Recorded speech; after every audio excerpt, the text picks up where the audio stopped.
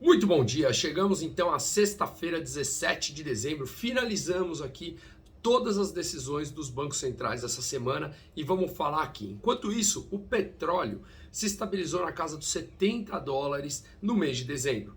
Entre um pouco de alta, um pouco de baixa, se estabilizou ali nos $70, lembrando que bateu uma máxima há pouco tempo atrás de 83, $84, um bom recuo. O gás natural continua com briga com a Ucrânia, a Bielorrússia falando que vai fechar os gasodutos e levar menos gás para a Europa, briga entre Rússia e Ucrânia, enfim, discussões políticas levaram o gás só em dezembro já a subir 60%, então foi uma alta muito grande e isso afeta naturalmente a inflação europeia, que o gás tem o principal formador de preço e uma principal matriz energética da Europa, tá? Bom, na zona do euro, falando então nisso, a zona do euro teve um índice de preços ao consumidor divulgado ontem, 4,9 de alta anualizado, maior desde 1991. O núcleo da inflação, que é quando você retira alimentos e energia, e aí que é a parte mais volátil do componente da energia,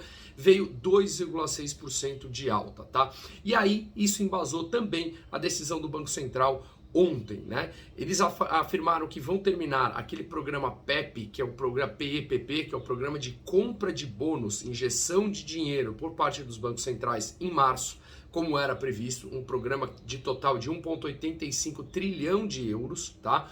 Só que eles vão começar a reduzir essas compras nos próximos quarters, tá? Ou seja, eles vão comprar 40 bi de euros no Q2, no segundo quarter, 30 bi de euros no Q3, 20 bi de euros no Q4, e isso pode durar até quanto for necessário, ou quando o Banco Central julgar necessário. Eles mantiveram a ideia que a inflação temporária na Europa, que a inflação ainda é temporária na Europa, mesmo sendo a máxima desde 1991, tá? E na Alemanha, o índice de preços ao produtor, lembrando que é lá no começo da cadeia produtiva, isso vai levar a uma inflação, obviamente, lá na ponta final. Veio 19,2%, um pouco abaixo do que o mercado esperava, mas é a maior da história, passando a alta dos preços que foi lá em 1900, no começo da década de 70, tá?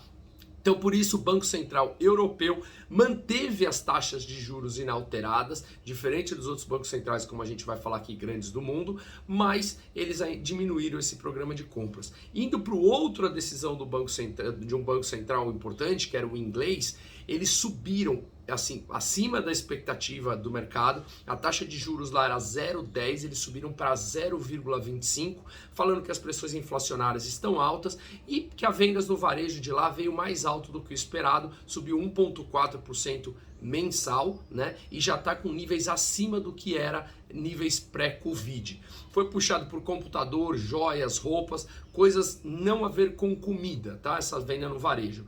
E outro banco central importante manteve a taxa de juros em 0,1 negativo, é o Japão.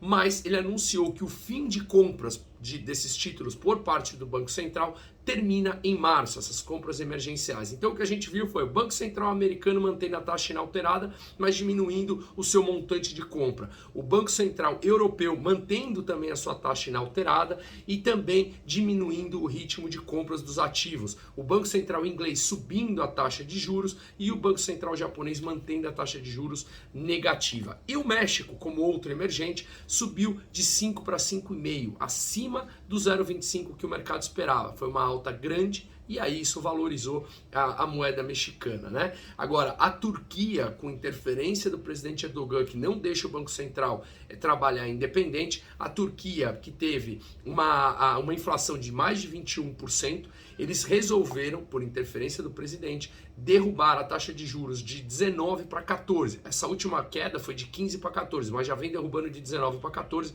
e a lira turca desvalorizou historicamente, está na mínima histórica e desvalorizou absurdo já esse ano, tá? E falando no Brasil aqui, ontem teve o discurso do presidente também do Banco Central, Roberto Campos Neto.